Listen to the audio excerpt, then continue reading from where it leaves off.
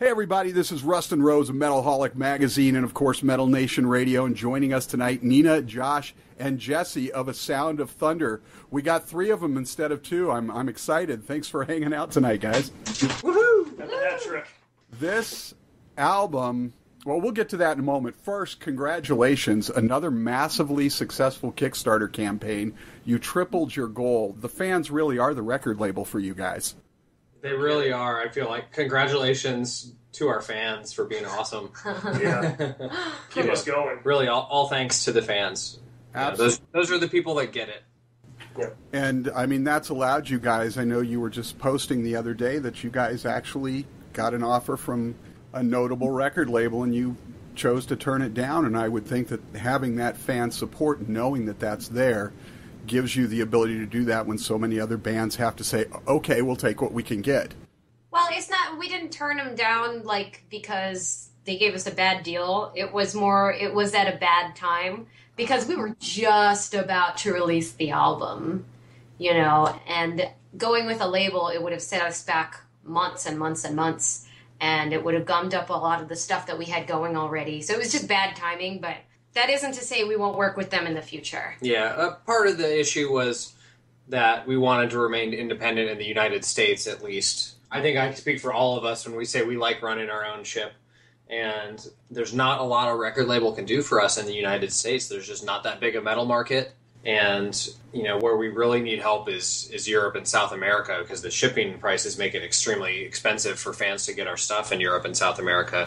So we're going to hold out. And we're waiting for the right partner that will, you know, allow us the independence and the control that we're used to, but will help us reach new people. But to your point, the effectiveness of the Kickstarter and having fans that are, you know, willing to just, you know, go in on this, you know, here's a sample of what we're going to do, you know, what do you think? And then just sort of throw in with us. I mean, that gives us the opportunity to say, we'll pass this time and we'll look at stuff and, you know, we'll consider, something down the road. Well, it would definitely be nice to see you guys get that label representation, but like you said, you've been doing so well just as you are, and this new album is indicative of how far you guys have come. I have to say I'm sort of speechless, which seldom happens. The new record, Tales from the Deadside, has so many new facets for the band, and with each listen I'm picking up new things. You guys really put your all into this one. Thank you. Thank you. Yeah, we did. I think it's our deepest record yet. Probably bears the most repeat listens, and hopefully people are able to pick up new elements every time. It was actually probably, even though it took us the longest to record, possibly, it was definitely written faster than any other record ever. We got this opportunity to work with Valiant, and we didn't want to blow it, so we're like, we need to turn this story into music now, and we wrote all those 10 songs were written in a period of about 2 months. Like, almost immediately following the, finishing the Lesser Key of Solomon, like the recording of that. Tales from the Deadside, like you said, it's been a long time coming. You guys approached Valiant in 2013, I believe it was. So that's right. You've had this in the works, I thought, while you were doing Lesser Key of Solomon. I was going to ask you, how did you manage to juggle both in terms of the creative process? The last 3 years, really the last 2 years, have been nonstop and just completely crazy, because we were promoting the release of Time's Arrow in the summer of 2013 while we were recording the Lesser Key of Solomon, while we made the deal with Valiant and started writing Shadowman, Tales from the Deadside. And when the Lesser Key of Solomon Kickstarter rolled around in 2014, we also committed ourselves to basically a full-length covers album. So Time's Arrow to Lesser Key to Shadowman, Tales from the Deadside to the cover album was basically 4 albums in a row in the studio nonstop. So we basically lived at producer Kevin's studio for the last 2 years. I was almost going to start this whole interview with, we're here tonight to talk about the band's 6th full-length album is yet to be titled and it'll be out in 2 weeks. Because you guys have been that prolific, and there was just so much stuff going on, and I was like, how the heck did you juggle all that? Because you had all the Lesser Key of Solomon stuff you were working on, but you were still writing new music for Tales from the Deadside, which you're so very passionate about, and then trying to juggle doing the cover stuff, and it's like, that has to take some sort of creative toll and sapping the energy. Not really. Being in the position that we're in, being independent, and everybody having day jobs, everybody living locally.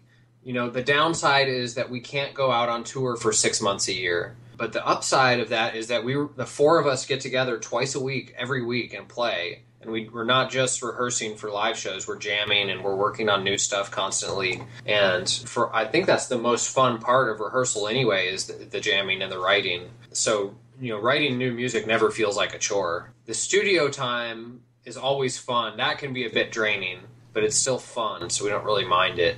But, it's just it's a pleasure to work on all this stuff, so we never complain about it, and thank our fans for allowing us to keep going at the pace we've been going. Well, and we're thrilled that you've been doing all the stuff that you've been doing, but we also want you to have a moment to step back and enjoy all you've created. So, now, how you guys approach Valiant, you told them you wanted to do this. How have they been involved, and have they been following the progress? How involved were they in any of this stuff? Sure, they were very helpful. First of all, they gave us complete creative control. They're not a record label, so it was up to us to make the album. At the point that we started working on it, the Shadowman series, which is the first series of comics, is now complete, but it was in the middle of it at the time. So they got us on a conference call with their editors and were able to tell us what the story points were going to be that hadn't been released yet. So we had some early knowledge of the story. While they didn't want any control or influence over the lyrics, they did look them over for us, and if we had a line that was like, hey, that's inconsistent with this character, they would, redline it for us and be like, well, look into, making this fit the character a little better. There were only a few instances of that, but it was helpful. And, they allowed us to use all of their artwork. I'm excited about people seeing the CD booklet, because we were actually able to pull panels from the comic books that correspond with the lyrics. So you'll be able to kind of read along as you're reading the lyric book. And then, of course, they just, Valiant is a special publisher. They're a small publisher. I like to think they're a little bit like us. They're kind of an underdog, and their focus is on quality. And they're just real consistent, and they have great stories, and they have great fans. They have really loyal fans. And the best thing about this with Valiant is that they've exposed us to the Valiant fans. This is a completely new pool of people to hear our music. How much of the Shadowman story did you guys try and cover on this album? Just a part of it, or the entire thing? Yeah, basically there was a 16-issue series plus a number 0 issue, so there were 17 issues, and then there was a 3-issue miniseries event that capped it off. So it's basically, at this point, the entire Valiant run of Shadowman from the last 3 years. Covers from his origin, and even earlier covers some background before his origin, and all the way up to the massive cliffhanger that the story ends on. And I don't want to spoil it for anybody that hasn't heard the album yet, but the end of it is it's a pretty brutal cliffhanger, and that's right where the comics stopped also. Oh, perfect. So, and I'm sort of learning about this too. I have to admit at the outset that I've read exactly one comic book in my entire life, and it was the Kiss comic book. So for those of us who are not quite Shadowman or even comic savvy, can you give us sort of a beginner's crash course on what the story of the Shadowman is and how you tied it together with this record? Sure thing. Just the very basic level is the Shadowman is technically a superhero, but there's shades of gray, so he's not just a good guy out there foiling bank robberies. It's a regular man, who's inhabited by this voodoo spirit. It's called the Shadow Loa. You can think about it as like kind of a lesser voodoo god of sorts. He possesses the main character, Jack, and he gives him the powers that he uses to fight supernatural threats. And as he goes along on his course as Shadowman, we discover that the Loa is not just giving him power, it also has its own influence and personality, and it's not such a nice guy. The Loa is kind of a dick. And eventually it begins to corrupt Jack and take over his personality. Jack realizes that it's happening, so he has to kind of fight against it. And, one thing that I like about the album is even if you don't know the story or know the comics, I feel like a lot of the themes are just relatable to life in general.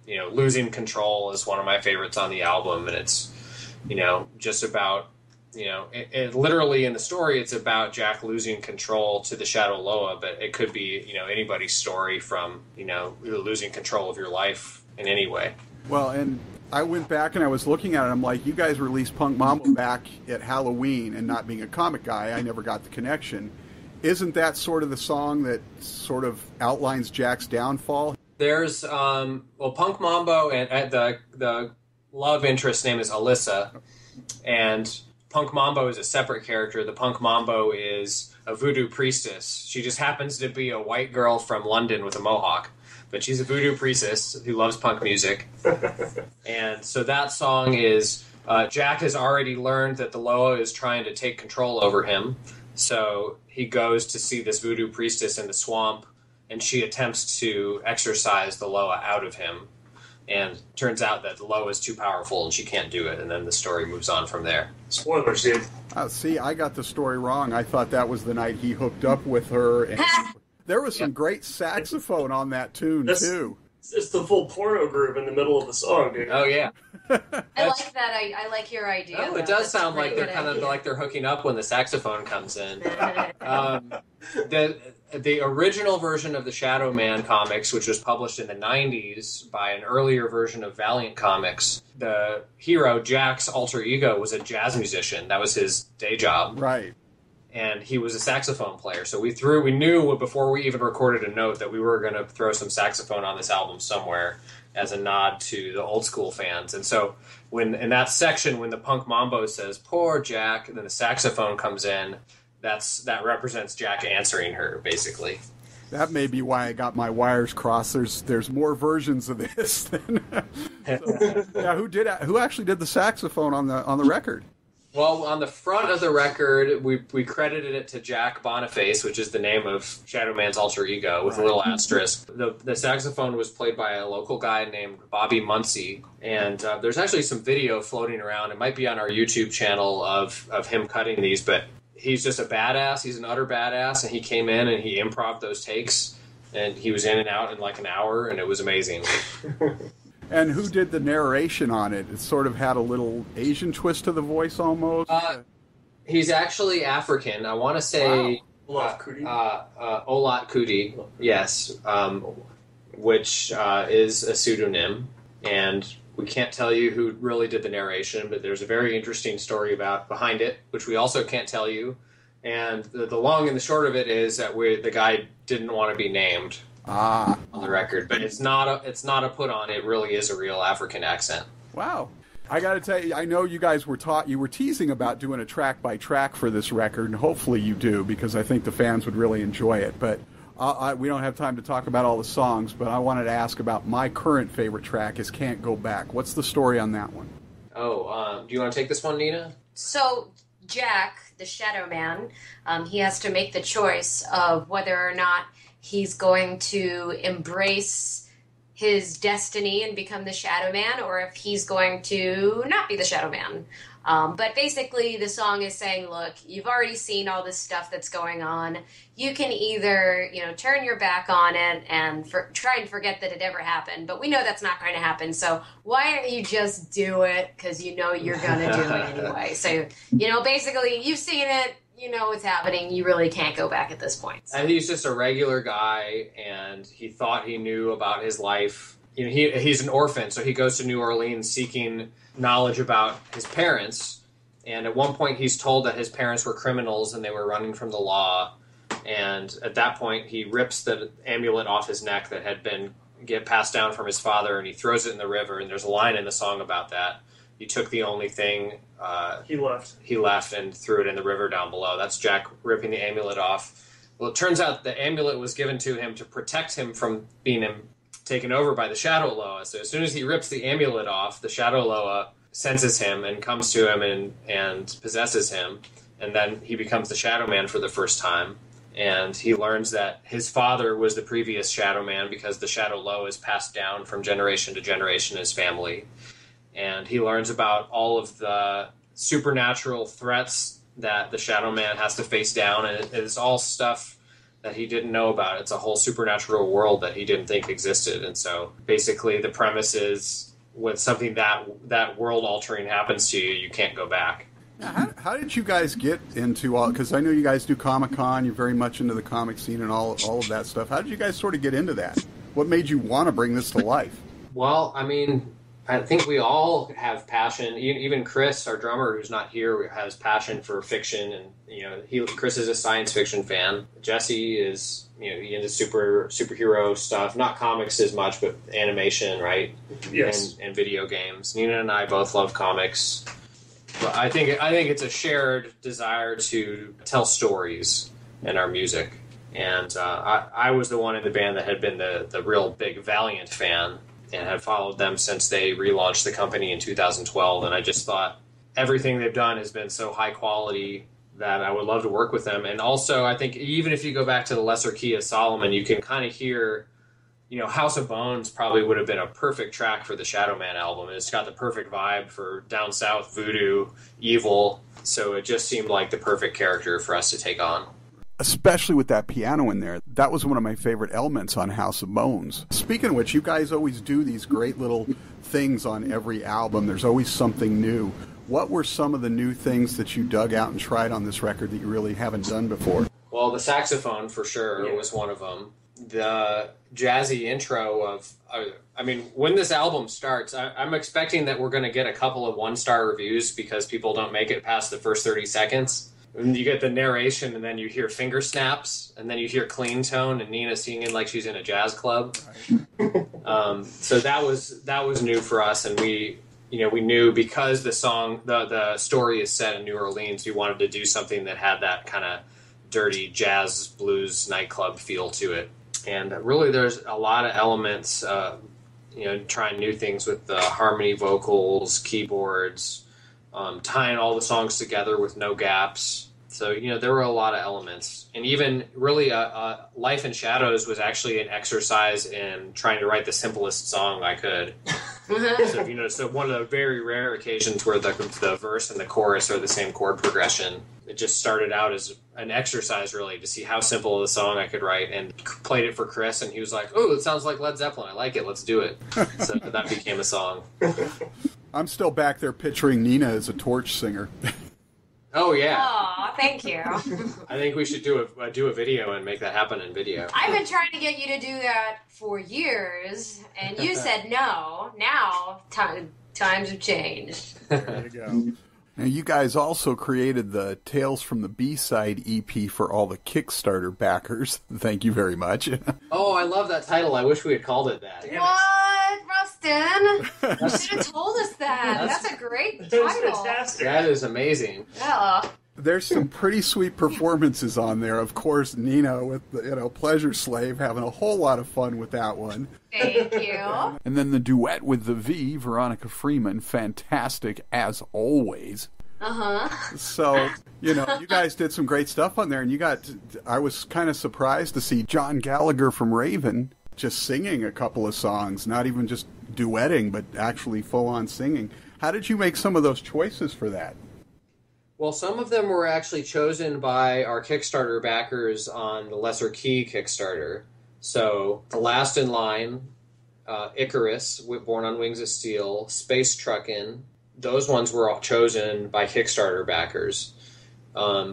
Death Alley Driver was one that Kevin really wanted us to do, our producer, and I'm a huge Rainbow fan, so as soon as he suggested it, I was sold on it too. And actually, one of the coolest things on that B-Sides EP for me was getting Tony Carey from Rainbow to play on Death Alley Driver. I was just going to say that. That was just such a fantastic nod to have him on there.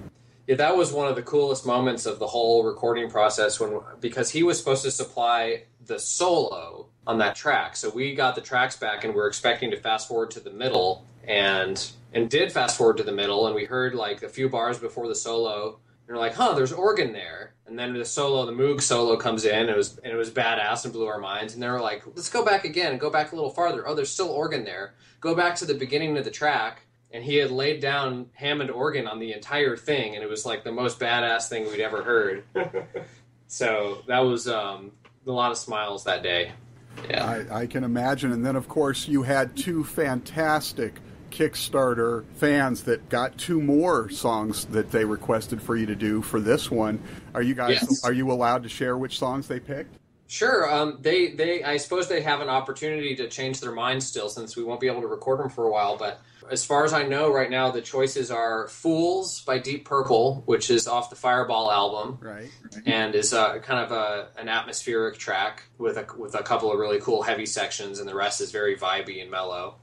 And continuing the theme, I guess, of Nina covering Ian Gillan. I think this will be her third Gillan cover. And the other one is Judas Priest, Island of Domination, off of Sad Wings of Destiny. Wow. Yeah, so we'll have to put Master of Pain and Pleasure Slave and Island of Domination on an EP when we're done.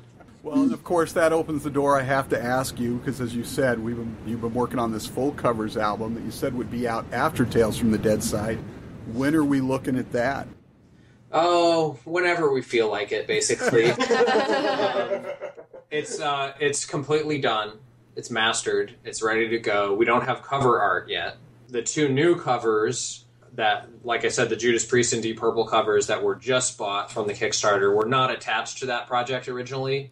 Right. So those might end up bonus tracks on the next Kickstarter. But the covers album is done. We have a title for it. We've got the disc master. We just need to get an album cover, and we'll probably put it out as soon as the fervor over Tales from the Deadside dies down. So I would expect it early to mid next year. And it's really nice having that done because it gives us a chance to breathe, and we have a ton of ideas for the next original album. To write and record the double album 7. Yeah, I mean, it's going to allow us to really spend a lot of extra time on the next album. And, I don't know where we can take things after Tales from the Deadside, so I think all I can say is expect a different sounding album, because we've done 2 pretty dark and vibey albums in a row, so I don't know where the next one will take us. It'll still be thunderous heavy metal, I'm sure, though. So I'm still looking forward to hearing that Dan Fogelberg Ghost cover, so yeah. Me too. I mean, we intentionally held back some of the best ones, and I would say Ghosts, especially because it's so different from the original. Right. But that one really came out one of my favorites.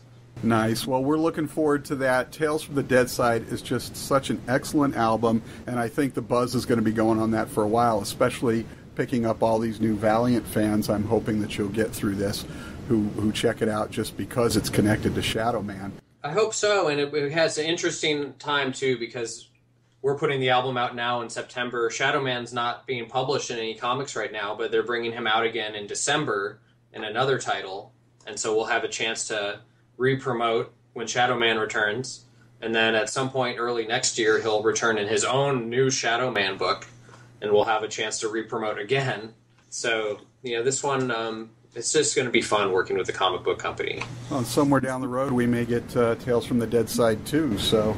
Well, you've heard the album. You know where it ends, so I think it's a hard place to leave somebody hanging. Absolutely. So last question. You had just posted something earlier today on Facebook, and it brought the question to my mind about perfect albums or 10 out of 10 albums, because I see these guys all the time. They review albums, and 5 out of 5, 10 out of 10, and they throw it around like it's nothing. And I'm like, there haven't been that many albums that I'm like, this album is flawless. You can't do any better than this. Done. Right. There's always something to work on. So I was going to ask you guys, what for each of you is maybe the last 10 out of 10 album or the last perfect album that you guys recall? Painkiller. No, actually, Blood of the Nations. Accept. Yeah. For me, I don't know if... For me, 10 out of 10 is a theoretical perfect album, so I give Black Sabbath, Heaven and Hell is like a 9.5 out of 10, but I'm really not all that hot on Walk Away, so... Yeah, I don't know.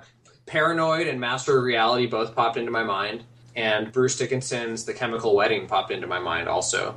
So those would all be 9.5s in my mind. Jesse, what about you? Look, I'm here to burn the band's metal cred, but it's got to be 9 Inch Nails' The Downward Spiral for me. That's my perfect album. It's front to back, great songwriting, great atmosphere, amazing production. So I can't argue with that. Rustin, if we could, we'd like to take the opportunity to announce that we're looking for a new bass player. And I will put the email address in the article for everybody to send their demos. Okay. Guys, thanks so much for taking the time. The new album is fantastic. So on the way out the door here, which track off the album should we play in closing? Oh, man. If you want to go something more straightforward, I think Tremble is a good choice. If you want to challenge people and make them go, what the hell, then probably Children of the Dark. Well, then why don't we do both? Nina, Josh, Jesse, A Sound of Thunder, the new album Tales from the Deadside, out now. Pick it up. Thanks so much for taking the time, gang, and we will talk with you real soon. Thank you. Thank you, Rustin.